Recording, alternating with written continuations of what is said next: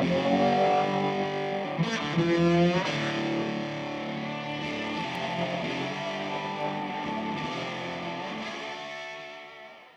to the first episode of Rod Shop Lockdown.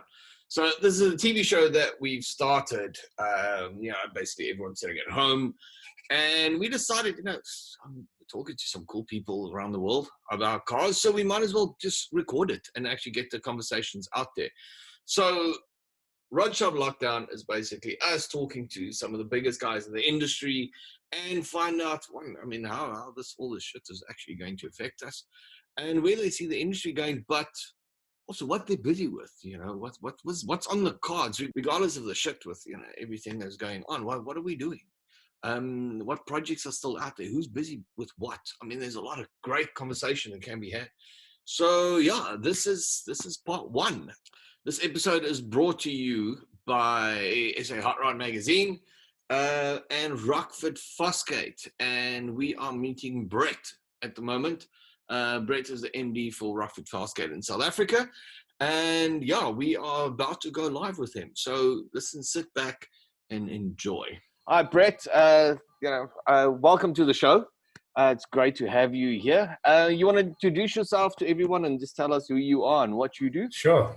Well, Joe, thanks for the opportunity to be a guest on the Hot Rod Magazine.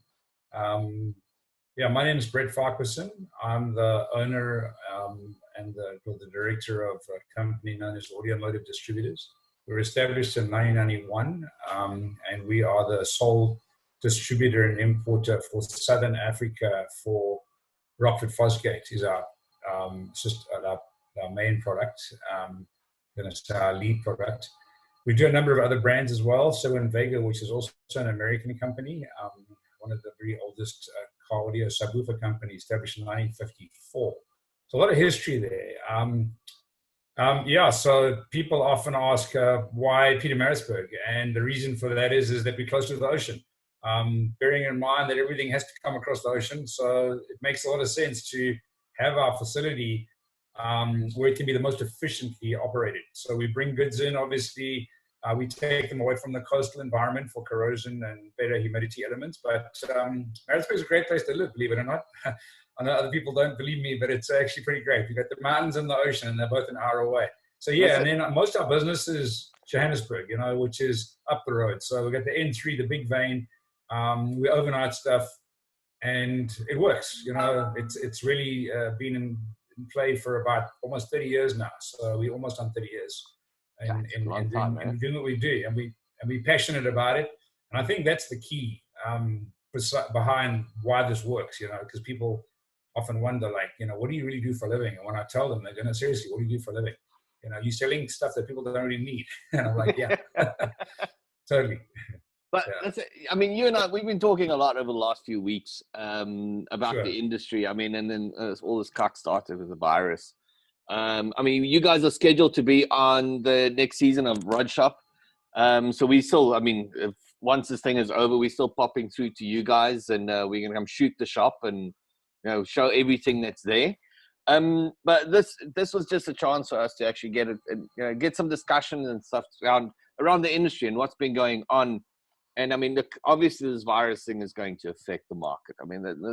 Anyone that thinks that it's not going to is just being completely stupid. So I wanted to talk to you guys about, Rockford Fosgate has expanded. You guys are not just a car sound anymore. You guys have expanded and hold on to other avenues and stuff as well, haven't you?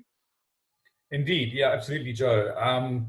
The thing is, we obviously have to look at the market trends, see how consumers are changing to the technologies that are around them. And one of the biggest things is that everybody carries a cellular phone. And essentially your music's in your pocket. And the fact that your music's in your pocket, it means you can connect it to just about anything that has Bluetooth. So Rockford saw this opportunity, and being that we only do 12 volt, we do nothing else. If it moves, we do it. We don't plug stuff in walls. Other companies lose their focus and start doing things that are not true to their core.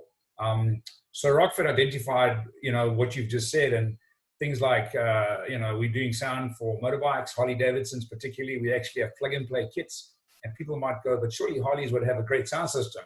Well, they're a great motorbike, absolutely. And they're the hot rod of motorbikes in a sense, because, you know, I mean, everybody buys them for their bling and their style and the whole look. But hey, one thing that goes well with the hot rod is rock and roll.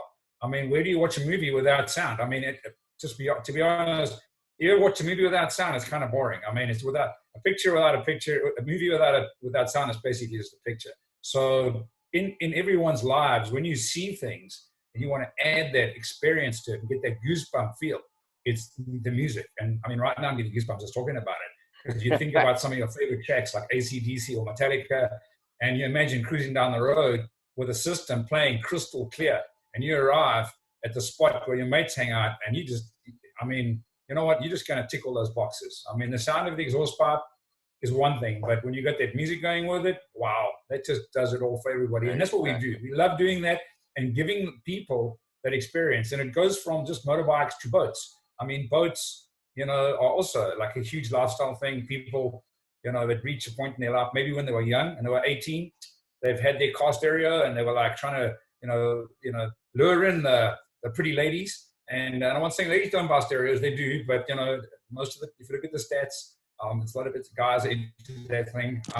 Yeah, it's interesting because once they hit sort of 25, 26, and maybe they found the lady of their life, priorities change. All of a sudden, you know, there's no longer an interest in putting in, you know, upgrades on their car. And, you know, it's all about their home.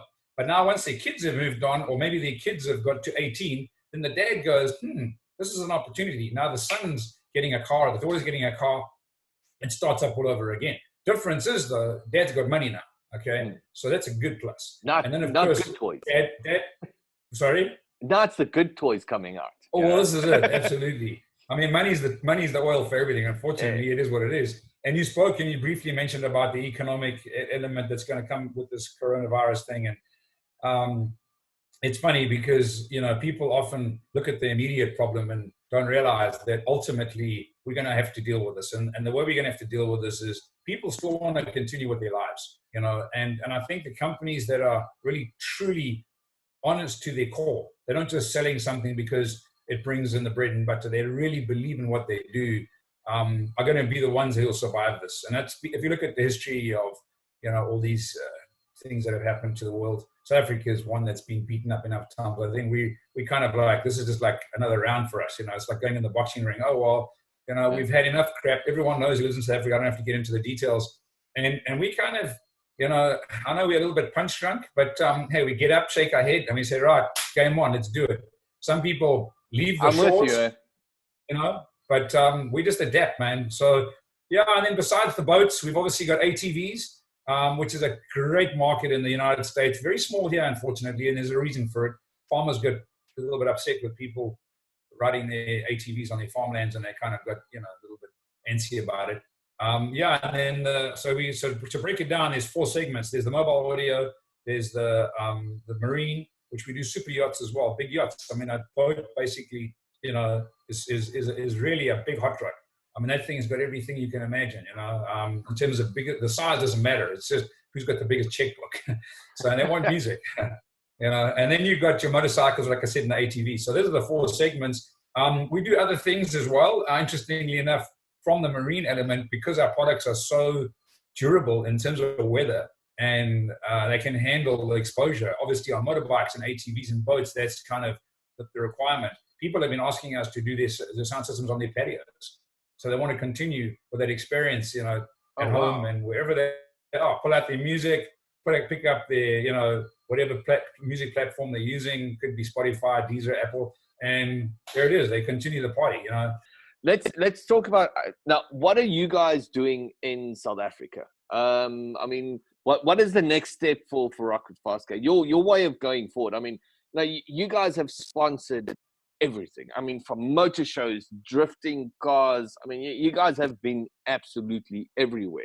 What's your new way forward?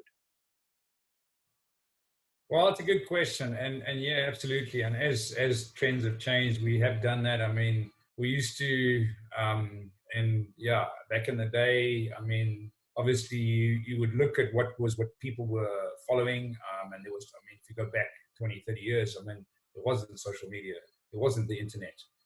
So those platforms didn't exist. And yeah, the traditional methods were there. And for us, it's not something that, you can put it on pages, but it's not something that you can make a decision unless you've experienced it. So one of the things that we're going back to, ironically, even though we have these platforms, which we're using the platforms to promote this interactive experience thing that I'm going to explain now, is something where consumers are so jaded by social media. They've got so much access to it. They can see things instantaneously.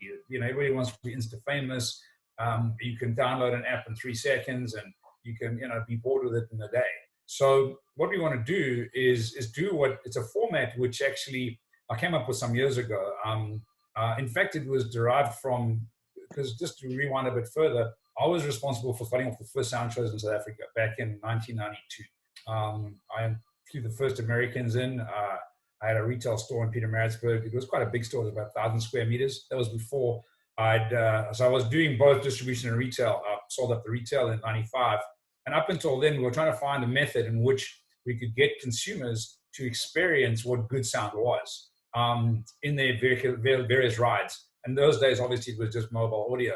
So there was a format called ASCA, and we started this format in South Africa. And we quickly realized that, we didn't want to run it because it wouldn't be correct to run a format and still be competitive. But it was a really good starting point. And it reminded me of how people, the poster on the wall is still something that means something to the kid in his bedroom, he dreams about that. And the same experience at a sound show is the same thing. What happened? People go there for the first time and they want to see how well they fare. You think about how you grow up as a kid. You go to school, you get a gold star for doing well.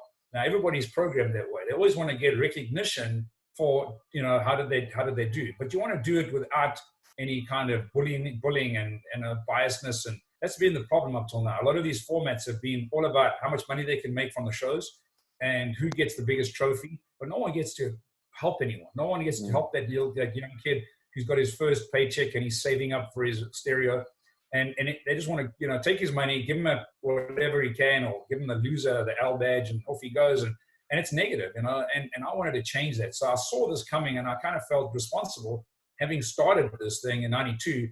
By 2003, I'd made a decision. We're not going to be really involved with these formats any longer unless they changed. And we dissolved ourselves from sponsoring them, and we were putting in big money. I mean, we had massive, you spoke about sponsoring. We also used to sponsor the Ford motor racing team. We had a full-on racing rig with 3 vehicles. We were national TV every other week. We did a lot of stuff. Actually, kind of forget when I go through some of my albums, I was like, damn, we did that stuff too, We had some crazy stuff. Like, man, shit, we were cool, bro. Yeah, I know. And we don't want to brag about these things. We just get along with it and do it, And it's funny because when you'd watch those TV shows, you'd always know that the cameraman was a fanatic of Rockford because he'd always zoom into the fender with a Rockford label on. And, and then the truck would have this big Rockford logo with Ford next and Ford Racing and whatever. And I just laugh. I'd be like, yeah, that guy's probably from Cape Town. And more than likely, he's, loves Rockford. And he's like, and I'm like, yeah, man, you keep zooming on that. That's great.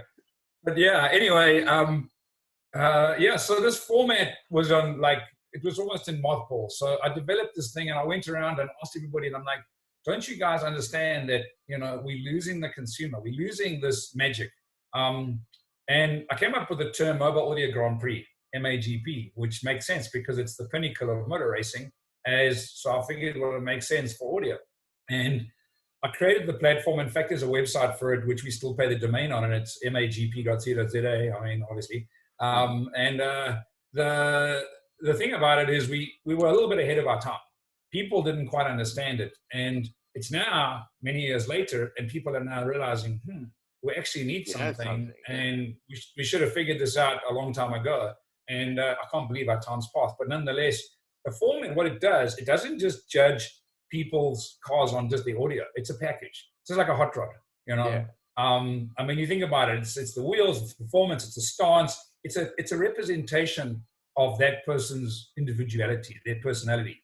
And as long as everyone's got the same, not long as everyone doesn't have the same DNA and we all have different fingerprints, which, if that happens, I think the world's really in trouble. If it changes, well, then we'll start having, I don't know, what do they call it, cloning people. Yeah. But nonetheless, that is a fact. I mean, nature is the decider of everything. And if you look at everything in this world, nature is it links back to it. So following nature is always a successful path in business. And I always believe that and have a firm, deeper understanding of. And I learned something back in the day from the Japanese when I used to be in retail and I went over to Japan. And you sort of look at these guys, they have a 5-year plan. Some of them have a 10, 15-year plan. And I can get into that subject later on. But taking that thinking and moving forward and thinking, well, where are we going to end up? And let's work back from it. So the format was there to not become governed by somebody. So I wrote these things, and in fact, it's online, where I spoke about, well, should it be something that's run like a monarchy where someone dictates? No, it shouldn't be. It should be for everybody. So in other words, there shouldn't be everyone that has valued input on this. It's part of it, be it you're in the spray painting business or the body shop business, in another word, or otherwise the engine modification, or whatever it is. You need to have some input to what would help your clients and your business. And it basically was created around this. And I had many meetings. I used to call people in from various industries and have meetings and say, okay, we'd like your input. And if anyone, and it's a live format, which means if something changes in the industry, you can send in an email. Obviously, if your points are valid, we would then adjust it. And it's not, I want to say it's not me, it would be whoever's actively involved, whoever's, having these events. And there's some pretty clear regulations, which keeps it true. What we're doing now, so to answer your question, I had to explain the background of it. We're taking this format and we want to bring it to dealers, our dealers, but also the dealers. Some of our dealers also do custom, body work. I mean, for example, you take a guy like Ace Customs, which I understand you guys have got a vehicle with right now. Yeah, we're working with my right. Yeah, exactly. So, and there's a bunch of other ones, Custom One, which is Kragel's car radio. They also have that, have a division of it. So we got a lot of dealers that do this, and they recognize that clients want that package, which reinforces my point of what a hot rod should be in the modern terms. Back in the day, in the 50s, we all know it was, people out of the war that when I would modify anything they could find and stripped it down and made it fast. And, sound wasn't a priority, but it grew to become, and you look at the guys like Boyd Coddington, God bless his soul. I mean, those guys were legends. And I mean, today, Dave Kindig, who I know personally, and I mean, those guys build the most amazing hot rods.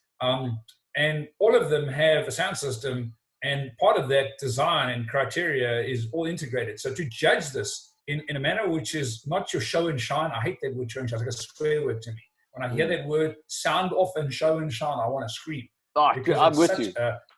I'm with you. It's like, you know what I mean? It's such an overused name, and I'm so glad you agree with me. So essentially, this format is one that allows you to be completely unbiased. It uses instruments mostly to judge some of the audio elements, and I've kept it very basic because a lot of kids today, particularly, they've lost the concept of good sound.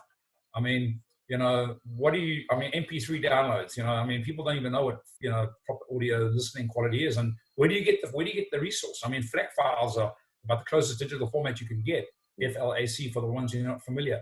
And they're really good recording qualities, but then most people want quantity, not quality. They want to get as much music as fast as possible on their stick or stream it through their phone. And then we go ahead and develop this incredible technology, but then no one's ever stopped and goes, well, hang on, garbage in, garbage out. So where do you know what I'm saying? It's like we've gone backwards to actually have gone forward. First time I've actually thought about that. You are so right. I mean, you always, you hear you guys are going and you're developing these things to give this crisp, clear song, but you're taking a song that's been downloaded 300 times, it's got the worst sound quality ever, and you're throwing that and like, oh, God. And then they blame the sound system. They don't think of exactly. The song. And it's being compressed. And we've got products, another company we distribute products for called Audio Control. In fact, we're doing some trainings on Thursday nights at 8 o'clock at our time. And we have processes that they've manufactured to try and fix this. They try to re-expand what's been lost. And they do a fair job, but obviously what's not there is not there. You can't just put back, I don't know, if something's missing a color on a painting, you can only do so much, So that's, Yeah, we have it in the magazine industry where someone sends you an image this big and they're like, "Oh, we want a full page," and we're like, "Yeah, we can't." And like, "No, why didn't you just stretch this?" And we're like, "Yeah, but it's just going to be blocks, you know." Maybe what you should do is send it back to them. You know, they paint by numbers and just say, "I'll fill in the blanks." There's a whole bunch of them. You know, when you zoom it in, this is what you're gonna. This is what your image is gonna look like when we go and publish it. Are you happy with this? But yeah, I hear you, man. And that's a challenge for every, you know, and the thing is, music has become, you know, when people want a reference, you know, I have this saying, which I think I should patent it or something. I don't know. It's like, how do you relate to what's good? And you relate to what's good from your last best experience. I mean, you know, be it a car. If you got into I don't know, your best and fastest car was a Golf 1 when you were growing up, that would be your last best experience. Now someone puts you into an M3, you'd be like, oh my God, this is like insane. But if someone happened to have a Ferrari and his parents had a Ferrari, his reference would be a Ferrari. Nothing else would impress him above that. So music is the same thing, you know. It's your last best experience. We actually, I had the same conversation with my wife about kids. If you bring your kid up not knowing fear, it's like guys who do motocross, kids going to motocross, and they don't have that fear of hurting themselves. The same as anything else, you know. If it just works. It's how you or how you bring it up and how you put it together. You know, so yeah. No, absolutely, and and it's exactly that. I mean, it's the unknown that gives people that sometimes, you know, sometimes it's better not to know. But then again, there's those rules of saying, well, if you don't know, you can also get yourself in real trouble. And that's as parents, we always know that our kids don't know, and of course they know. They're like, "What's the problem, Dad? What's the problem, Mom?" Because for them, there's no problem, because they haven't hurt themselves yet. So I get it, but there's that balance. You're 100% right. So with that being said, you know, that format obviously has been in existence for a while. Like I said, sitting on mothballs. So I came up with this idea thinking, you know, every year we always think, what do we do that's cool, you know? I mean, we used to have called them at the Coca-Cola Dome. There used to be events called the Castrol Extreme Show. We'd always take a massive show stand, and we'd do cool stuff. We'd have like, you know, we'd have this. One year we went there. We bought this stage trailer, which we still have, and we put 60 You were next to my stand. Oh, yeah, really? you guys. Okay, well, you guys heard were us next then. to me. Yeah. So we would always do crazy stuff, you know, and that was to show in a very sort of explicit way how one amplifier can drive 60 woofers. And I've got pictures of people standing there. Literally, every hour on the hour, we'd play one song, as you would remember. There was an engineer standing there after everybody had gone, and he was standing there just shaking his head. I didn't know he was an engineer. I went up to him, I said, "Can I help you?" And he goes, he actually had a tear in his eye. He says to me, "I've never heard anything as, like the dynamics of it was just amazing." And for us, it was like, we'd heard it enough times. This guy, he says, "I can't believe it." He says, "How is this thing being powered?" And we showed him there was one battery. And that was a message to show how efficient and how advanced our technology was. And there were only 12 of those amps ever made. They were literally like the Bugatti Veyron of Rockford. I mean, they could do it only because they could, not because they had to. One of them was mine, which I've should never have sold. It is in South Africa somewhere. It was like a most incredible amplifier. It was 27,000 watts, genuine power. Not this like when it gets hit by lightning. Its RMS rating was 15,000 watts. In fact, to this day, if you go into a thing in Sweden, which is a company that measures the true ability of an amplifier, it's called the Power Cube, and it's like $1 million testing device. It is still to this day, and this is out of all amps in the world. I'm talking about home audio amps, every amplifier ever made. It still has the perfect cube. Nothing else has ever beaten this thing. It was developed by a guy called Tony Diamore, who worked at the time at Rockford, together with his team. He's now got his own company, which I'll talk about another time, where we have test instruments, because we'll talk about our training facilities and all that kind of stuff. Anyway, this was the future of how Rockford amps were going to be, to have these super efficient amps, because they realized that cars are going to have smaller batteries. There's going to be ATVs. There's going to be all these things like motorbikes. So they started realizing back then, well, how do we start changing the way we build our products? So they started doing it with this amplifier, realizing, well, if they can do it on a big amp, we could start using that technology on smaller amps. So they've patented their own class of amp. I mean, they've got a bunch of patents, in fact. I mean, to have an amplifier, most amps are AB class. This is an AD class. Then you've got BD. Now, those are, for ones who don't know, it's basically those alphabets are just a class derivative explanation of it. If you go on, you'll look up and see. So most amps are using the same class, but Rockford's developed, like I said earlier, their own class of amplifier, which is patented, which is quite an amazing thing, considering that to go, and it's almost like saying, let's go and reinvent the wheel to make it better. We'll check it. I mean, the guy who did the Wankel rotary engine. I mean, that's its own class of engine. So everyone else uses pistons. Rockford's kind of changed it from the piston to the Wankel rotary engine. If you can understand what I'm. Definitely. Using it in a hot rod term. So this format. So go ahead. Yeah. No. So are you guys now? So you guys are starting these events now? Absolutely, Joe. So that's what we're going to do. That's exactly what we're going to do is start these events. We realized that we had to put a different spin on it because the first thing, dealers have got a great opportunity. I mean, they've got their shop, they've got their showroom, they've got their workshop. They have all these test instruments that, which I mentioned, where each dealer is required to have in order to do installs. It's like I always say, imagine a chef in a kitchen without utensils, I mean, I always say to dealers, you can't open a stereo store. In fact, you can't open any store unless you have equipment. So they have all their stuff there.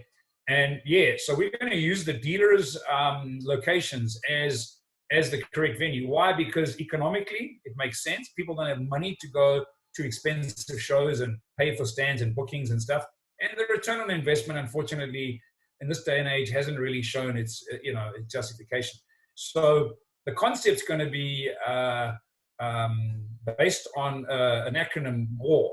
And the reason why we're using WAR is because we want to promote, obviously, our brands, but we're inviting anybody. In other words, whoever has a car stereo, doesn't really matter what they've got, as long as they want to come along and learn more and have themselves properly judged, not just be judged on a point of, hey, you got bad, you got good. It's not being, in fact, no one scores anything. It's a question of you get shown where your good points are and your bad points. Everybody gets a certificate. So everybody at least feels, hey, they've got that, just if they can go home and show their mom and dad or their girlfriend, hey, look what I got. I went down to this WAR event, and what it stands for is War Audio Revolution, okay? And the reason for WAR is because the person who happens to get the best, I'm using the word score, but the best accreditation of the day, be it under the segment of, I don't know, it could be phase checking, it could be real-time analyzer verification, it could be current checking, they get a T-shirt. And it'll have a Rockford Army on the back. Okay. Nice. So they get that T-shirt. Can I have one? Absolutely. We'll just give you one as I don't know. Exactly. Grandfathered in. There you go. That's what I was trying to say. So the idea of it is, and then if you get 10 T-shirts and you've been to 10 events and they're going to be all over the country, you can get a jacket. Now that's something that anybody, I mean, that's like they'd earned it. It wasn't like they were given it, because everybody can, to go and earn that is quite a major thing. And they're wearing that. So they're wearing their trophy. They're wearing what they've really achieved. And someone will say, how did you get that? And you go, well, hey, this is what it's all about. Those kids are going to be the ones proud of their cars. And I say kids, I mean, we say they're kids because they're normally in the 18, 25-year age. So those guys are going to go out there and they're going to be showing all their mates. Most importantly, they're also going to be putting this all over social media. So the fact that they're going to be doing that, we're going to give them a reward as well. We want to show them that they can get some return. So if someone goes and posts something on social media and it happens to be with our products in their vehicle, we want to give them R-Bucks. And R-Bucks is kind of like, FNB's E-Bucks, except it's going to be to buy more equipment, because we know that they don't have money. Yeah. They have time, but they don't have money. So you got to kind of look at things as the way they are. And that way it'll stimulate their interests further, and obviously they want to be insta famous. So if they have a cool video with their ride and they be creative and they post it and they get all these hits, that's what we're going to be doing. And that to me is a very powerful tool, using the social media platform, but not just to say I got likes. Likes to me, like, okay, big deal. It's like, okay, what does that mean to you? At the end of the day, really, unfortunately, what makes the world go around is who in other words, the person who won was the one who had the clients there spending money. And truth of it is, that's what keeps businesses alive, keeps people employed, keeps the country's economy going. So if you're not doing anything and you're just trying to build up naughty badges, then you know what, that's fine. But in my mind, what I like is not going to help unless a person's really interacting and doing something. So these events are going back to old school, but they're using new school methods in order to make it work, And like I said earlier, everyone gets a certificate. Yeah. So this is the event that we coming through to you guys. We're going to do one in May. Correct. Yeah. There's two events, one up in Middelburg and one up in Pretoria. Yeah. And then of course we'll be doing the other shoot, obviously at our headquarters, which is a separate thing. But yeah, those are the exact. Rod Shop, just for everyone watching, Rod Shop's actually going to come through. We're going to be at the event and we're going to cover the whole thing and show people what it's about, how it works. I mean, obviously, like you hear, this is change. This is what we want to call a game changer. I mean, it's changing the way shows and stuff are done, which is what we need. I think the whole industry just needs a bit of a shake-up more than anything else. It has. I want to say that it's been dropping down more than anything, but it's this focus. I mean, you and I had a conversation a while back. You know, we obviously with hot rods, the SA hot rods, we deal with a lot of guys, high profile cars and this type of stuff. And everything came to me around the money. You know, every show, it's like, oh, this guy dropped like a bar on this car, and this guy dropped a bar on the car, and right next to him is sitting a guy that's built this car from scratch. And everybody's just turning around and they're looking at this bar car, and it's the I don't want to call the real rodder that turns around and goes, yes, but look at what this guy did. You know? That's, and the funniest thing is, you know, in the last week, you know, with this virus, we've been talking to a bunch of guys online, and everyone has come back to us and gone, you know, I think when all of this starts, it's not just going to be about the money anymore. It's going to be about skill again. Yeah, totally right. Yeah. Because the guys they're not going to have the budget to just throw money into cars and just buy everything. So, look, we know car building will never die. I mean, guys will always customize stuff, but it's going to come down to building something within a budget and what they can achieve and how they can make it. Well, let me rephrase. I hope that's where it's going. And from your side, I mean, from the sound side, it's not, like you said, it's not about quantity. It's not about who's got the most speakers, and it's about the quality that comes down to absolutely. it. And I mean, that is I think that is the basis. I love the idea for the show. And I look forward to it. Look, we need to wrap this one up. Sure. I think we are not. Brett, and it's been an absolute pleasure to talk to you. Absolutely great. Thanks for joining us on the show. I mean, this is the first one. We have actually a bunch of cool guys coming up as well after you. We've got confirmation from Mark Tull from Gotham Garage. Nice. Yes. Nice. And I'll speak to you now and see who else we can get onto the show from all over the place. So yeah, thank you very much. Excellent. Thank you so much, Joe. I really appreciate it. And I just want to say one thing. You are 100% right about that. After this, people are going to be, you know, thinking, well, gee, how do I move forward from now? And I actually made a comment on our team group saying, you know what, guys, it's the people that have actually got the skills. Exactly what you said is so right, that are going to make the difference. Because people are going to be very skeptical about who they're going to spend money with, if they've got any money to spend. And they're going to look at the people that have got talent, that are actually genuine, not just the guy who's, you know, doing the plug and play. So 100% on the money there. I fully agree. And I have no doubt that's going to work. And yeah, just great to have the opportunity to share some ideas and views. And we're going to include all the elements, not just the sound. It's going to be, if you look at the platforms, it has everything. So yeah, there'll be a lot of opportunity for other companies that we don't even, you know, necessarily sell products for, but they could benefit from it, you know. Totally right.